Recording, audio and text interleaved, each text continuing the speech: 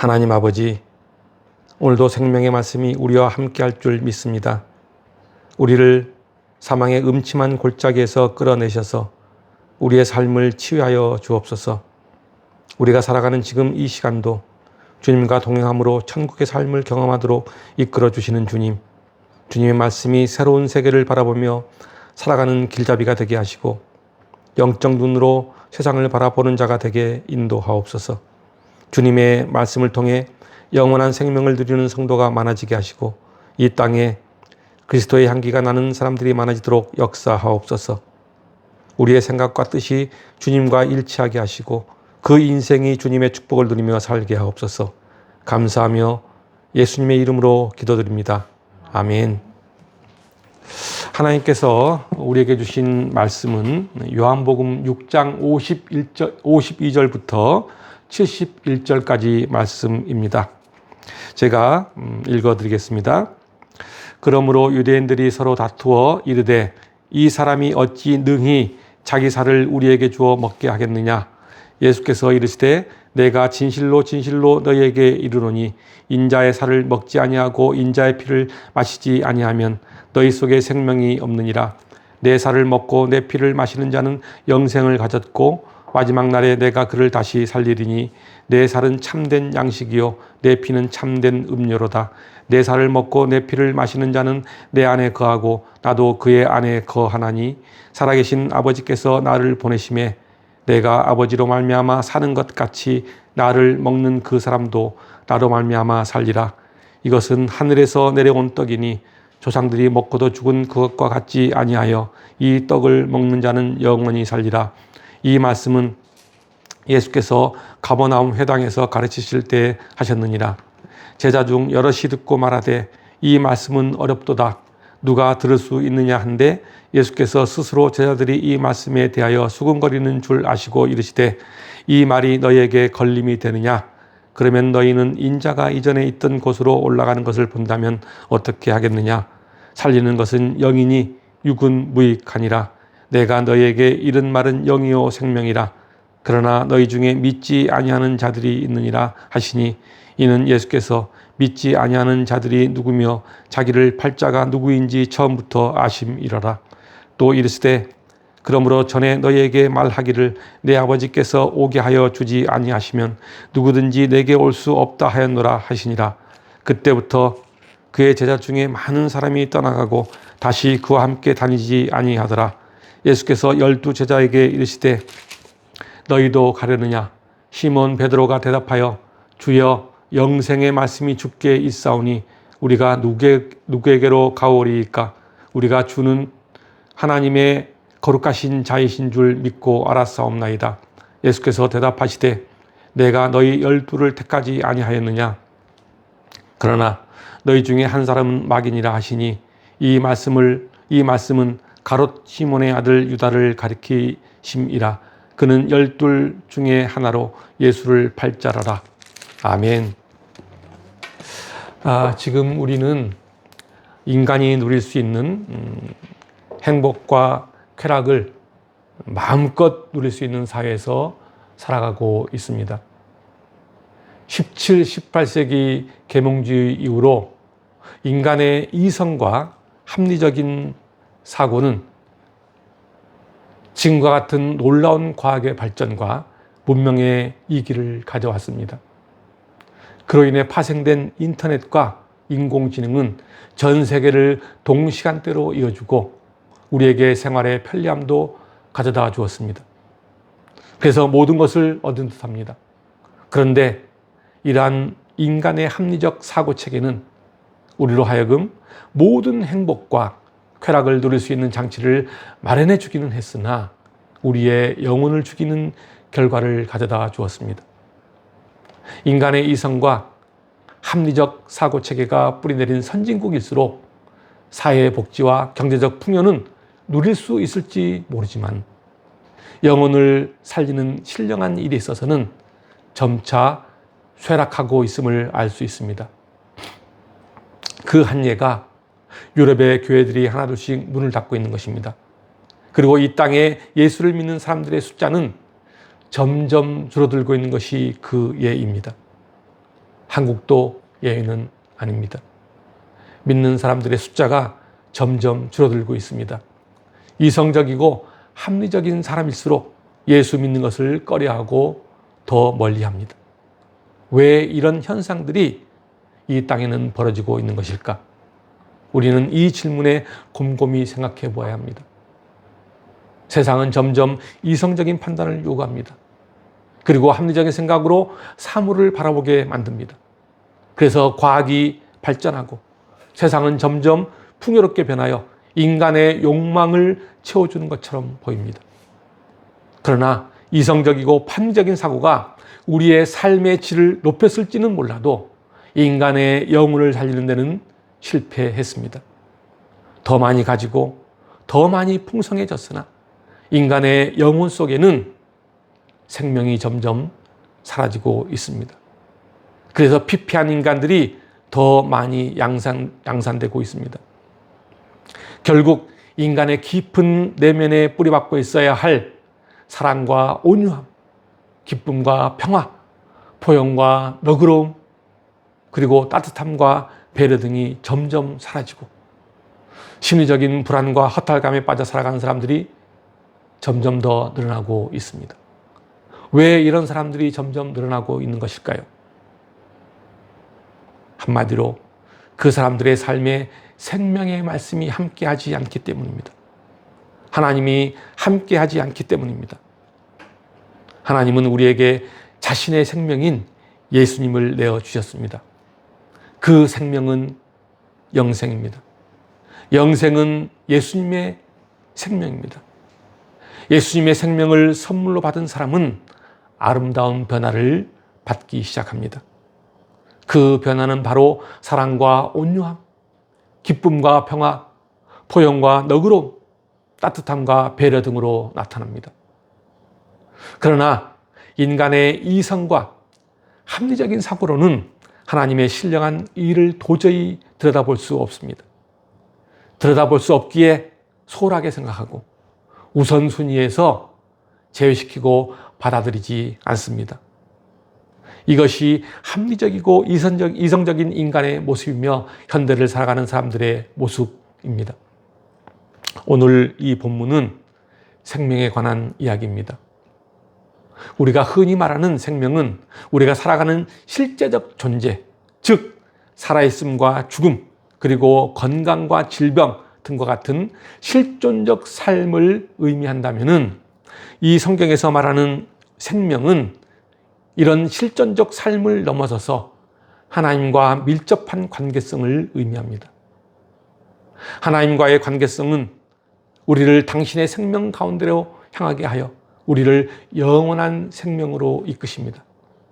하나님은 우리를 죄와 사망의 음침한 곳에서 끌어내시고 어둠과 그늘 대신에 우리의 영혼을 점차 사랑과 기쁨과 선함과 온유함과 배려함으로 치유하여 주셔서 우리의 삶을 변화하도록 만듭니다.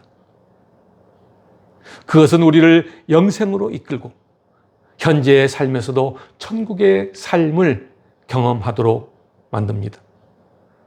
그래서 고린도전서 2장 14절부터 16절은 이렇게 말씀하고 있습니다.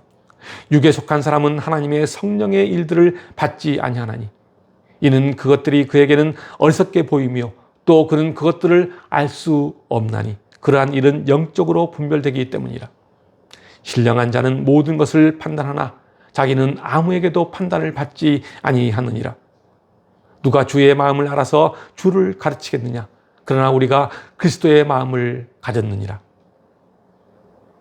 그렇습니다. 육에 속하여 살아가는 인간은 합리적인 사고, 즉 육적인 일들을 추구하기에 영적인 일들을 보지 못하고 받아들이지도 않습니다. 그러나 우리는 우리가 가진 합리적인 사고 체계로 도저히 볼 수 없는 신령한 세계가 있다는 사실을 인정해야 합니다. 인간의 이성적 사고로는 도저히 알 수 없는 것이 있습니다. 아무리 인간의 이성과 지성이 발달된 시대에 산다고 해도 인간은 영적인 존재입니다. 영적인 존재는 영혼을 살리는 생명의 말씀이 필요합니다. 그것은 바로 예수님의 마음과 정신입니다. 이것이 인간의 내면에 가득해야 합니다.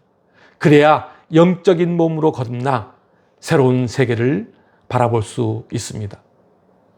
오늘 본문 53절을 보면은 인자의 살을 먹지 아니하고 인자의 피를 마시지 아니하면 너희 속에 생명이 없다고 말씀하십니다. 살을 먹고 피를 마신다? 이게 무슨 말일까요? 상상할 수 없는 말을 하고 있습니다. 특히 유대인들에게 있어서는 피는 금기였습니다. 레위기 7장 26절과 27절에 보면은 이렇게 말씀하고 있습니다. 너희가 사는 모든 곳에서 새나 짐승의 피나 무슨 피든지 먹지 말라.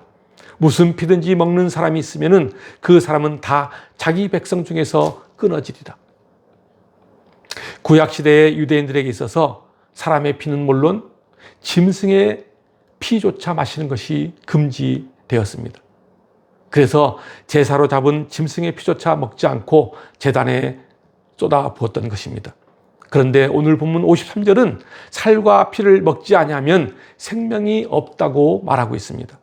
그러니까 본문에서 말하는 살과 피는 사람의 살과 피를 말하는 것이 아니라 주님의 피와 살인 말씀을 의미합니다. 주님의 말씀을 듣지 않고 주님을 거부하는 자는 그 안에 진정한 생명, 즉 영원한 생명을 누릴 수 없음을 의미하는 것입니다. 계속해서 본문 54절부터 57절까지 보겠습니다. 내 살을 먹고 내 피를 마시는 자는 영생을 가졌고 마지막 날에 내가 그를 다시 살리리니 내 살은 참된 양식이요 내 피는 참된 음료로다. 내 살을 먹고 내 피를 마시는 자는 내 안에 거하고 나도 그의 안에 거하나니. 이 말씀을 다시 자세히 들여다보면 어디서 많이 들었던 내용 같습니다. 어디서 들었을까요? 그렇습니다. 이 말씀은 예수님이 체포당하기 전에 제자들과 최후 만찬을 하는 장면을 연상하게 하는 대목입니다. 그러니까 이 말씀은 고린도전서 11장에 제자들과 최후의 만찬에서 떡과 포도주를 가지고 하는 말씀과 유사합니다. 고린도전서 11장 24절부터 28절까지 말씀입니다. 축사하시고 떼어 이르시되 이것은 너희를 위하는 내 몸이니 이것을 행하여 나를 기념하라 하시고 식후에 또한 그와 같이 잔을 가지시고 이르시되 이 잔은 내 피로 세운 새 언약이니 이것을 행하여 마실 때마다 나를 기념하라 하셨으니 너희가 이 떡을 먹으며 이 잔을 마실 때마다 주의 죽으심을 그가 오실 때까지 전하는 것이니라. 그러므로 누구든지 주의 떡이나 잔을 합당하지 않게 먹고 마시는 자는 주의 몸과 피에 대하여 죄를 짓는 것이니라. 사람이 자기를 살피고 그 후에야 이 떡을 먹고 이 잔을 마실지니. 그렇습니다. 예수님께서 제자들과 최후의 만찬에서 이는 너희를 위하는 내 몸이요 너희를 위해 흘리는 나의 피라고 하신 예수님의 말씀과 그 맥을 같이 한다고 볼 수 있습니다. 사실 살과 피를 마시라는 이 말씀의 의미는 성만찬에 관한 말씀을 비유적으로 말하고 있는 것입니다. 여기서 말하는 살과 피는 인류의 영원한 영적 양식이 되며 우리를 위해 십자가의 피를 흘리신 주님을 계시하고 있는 것입니다. 우리는 성찬을 할 때 예수 그리스도의 살과 피를 나타내는 떡과 포도주를 먹고 마십니다. 그러니까 우리는 성찬을 통해 떡과 포도주를 먹으며 예수님의 대속의 죽음을 기념하여 예수님과 연합하는 것입니다. 이 말씀을 더 쉽게 이야기하면은 제가 어떤 자리에서 강의를 한다고 한번 예를 들어봅시다.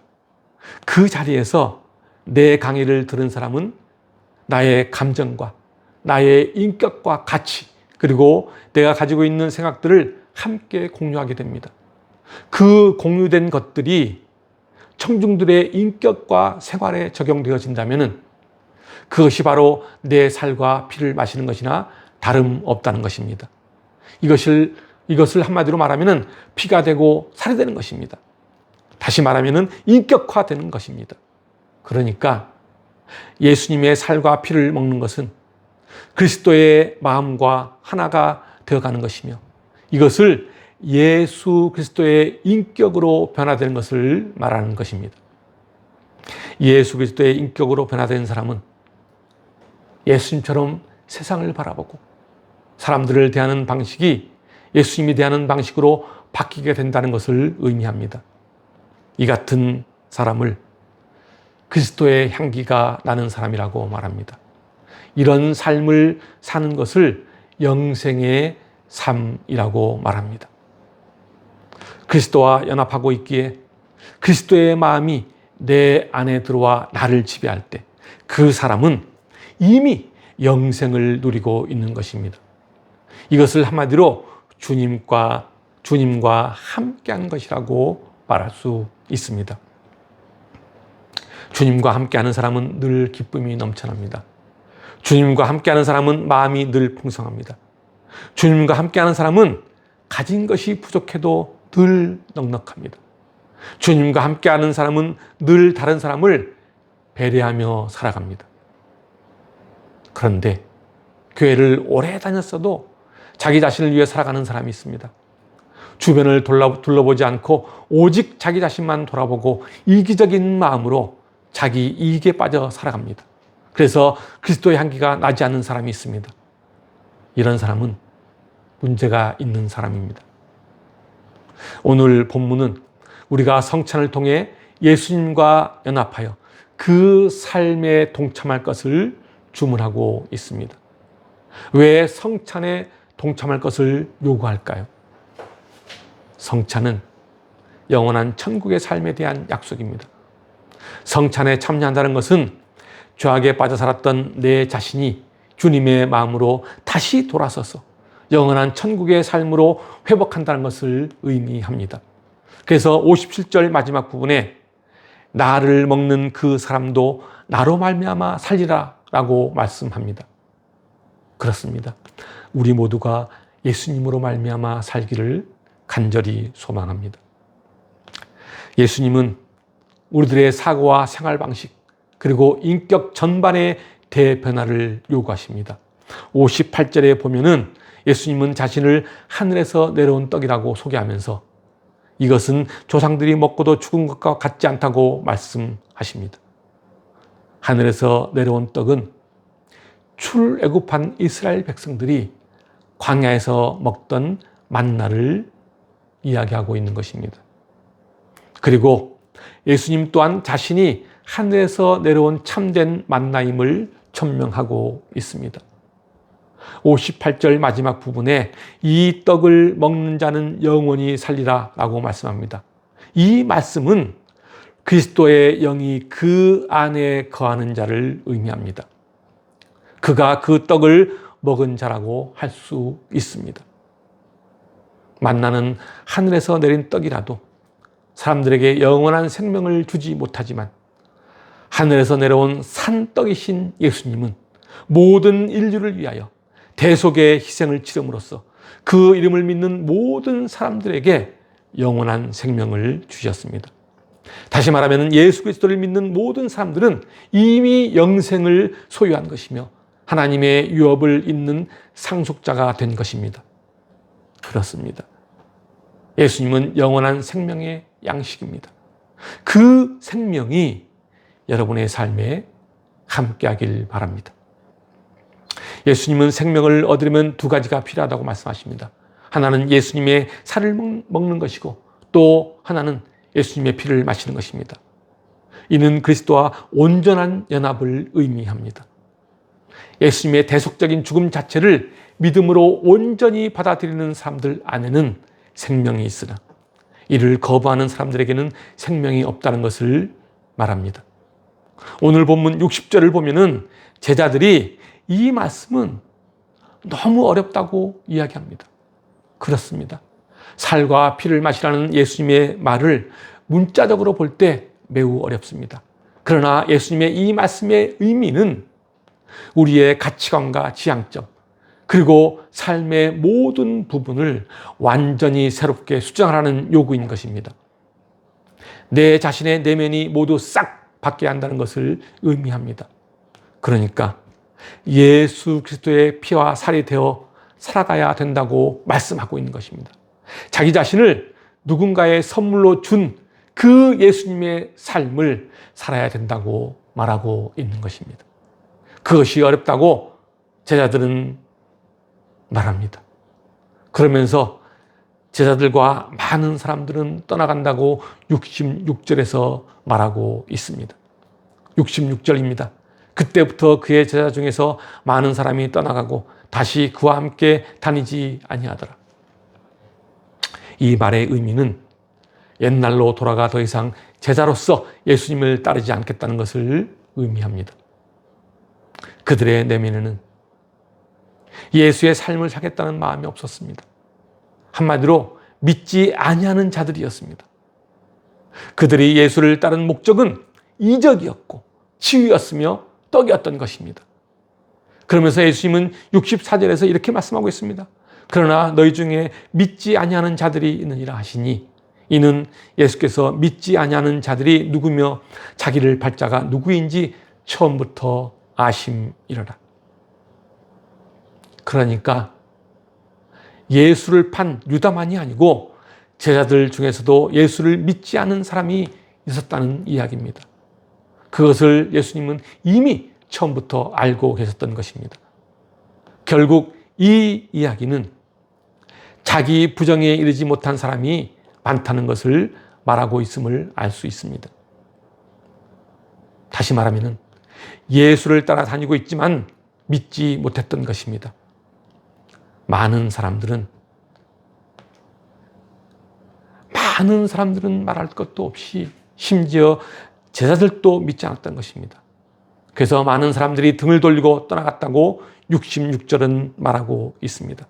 그러면서 67절에서 예수님은 제자들에게 묻기를 너희도 가려느냐? 라고 묻습니다. 예수님은 흔들고 있는 제자들을 향해 이렇게 질문하고 있는 것입니다.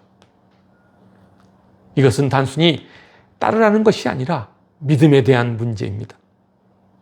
주님은 지금도 자기 욕망을 붙잡고 살아가는 사람들에게 이렇게 묻고 있습니다. 너희도 떠나려 하느냐? 68절과 69절에 보면은 예수님의 이러한 질문에 베드로는 이렇게 대답합니다. 주여, 영생의 말씀이 주께 있사오니 우리가 누구에게로 가오리이까? 우리가 주는 하나님의 거룩하신 자이신 줄 믿고 알았사옵나이다. 그렇습니다. 베드로는 한낱 조그만 마을의 어부였지만 그는 예수님의 말씀 속에서 영생을 보았던 것입니다. 영생을 발견했던 것입니다. 영생의 말씀을 깨달은 베드로는 그래서 믿음의 길을 능히 걸어갈 수 있었던 것입니다. 제가 설교 초반에 말씀드린 것처럼 지금 이 세상은 인간의 이성과 합리적 사고로 과학과 문명이 많은 발전을 거듭해 왔습니다. 그러나 세상이 발전하고 물질 문명이 확장되어서 우리의 삶이 번영을 누리고 있다고 하지만 인간의 깊은 내면에는 아직도 헛헛함으로 인간의 속을 채워주지 못하고 여전히 허전하게 만들고 있습니다. 왜 그럴까요? 세상 사람들은 세상이 주는 달콤하고 보기에 좋은 것, 그리고 유혹적인 것만 취하려고 하기 때문입니다. 이 세상의 것들은 결코 인간의 욕구를 채워주지 못합니다. 계산적으로 이해타산을 따지며 살아가는 것이 이 세상의 삶입니다. 그러나 믿음은 계산기를 누리면서 살아가는 것이 아니라 내 자신의 모든 것을 던지는 것입니다. 믿음은 말씀을 깨닫고 말씀 안에서 우리를 영원한 생명으로 이끄는 예수 그리스도를 나의 구주로 삼고 살아가는 것입니다. 한마디로 나를 비우는 것입니다. 너희도 가려느냐라고 하는 예수님의 질문에 베드로는 이렇게 대답합니다. 영생의 말씀이 주님께 있는데 우리가 어디로 가겠습니까? 주님은 거룩한 분이신 줄 제가 압니다. 베드로의 이 고백이 여러분 모두의 고백이 되었으면 좋겠습니다. 여러분 모두가 주님이 주신 참된 음료와 참된 양식을 먹고 마심으로 너희도 가려느냐라는 주님의 질문에 늘 주님과 동행했던 믿음의 고백을 통해 영생의 축복을 누리는 인생이 되시길 주님의 이름으로 간절히 축원합니다. 기도하겠습니다.